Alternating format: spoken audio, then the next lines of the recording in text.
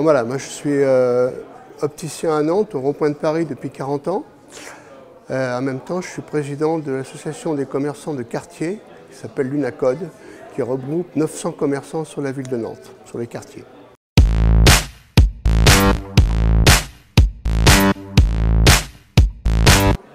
Ah bah c'est important parce que d'abord il y a un enjeu grave qu'on sent bien à travers toute la formation qu'on a politique.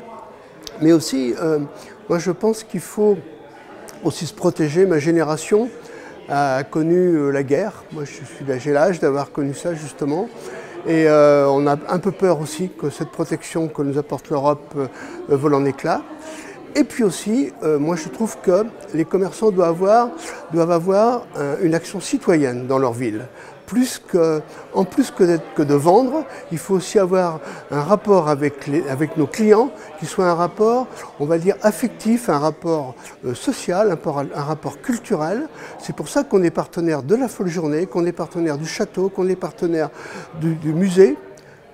Et bien d'autres organismes culturels, de façon à avoir cette image de citoyen, peut-être dans des commerces, mais citoyen d'abord. Voilà.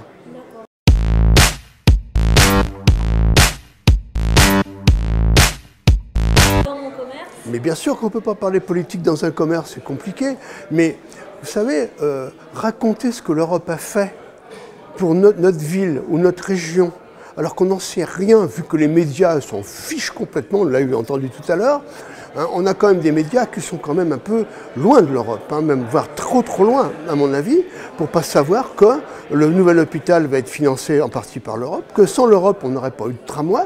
Non mais attendez, on apprend tout ça 2 mois avant d'aller voter, non mais c'est fou quoi. Quand on vote pour notre maire, on se renseigne avant, on ne va pas voter n'importe comment. Et on pourra aussi voter correctement, intelligemment pour l'Europe, à condition d'être informé.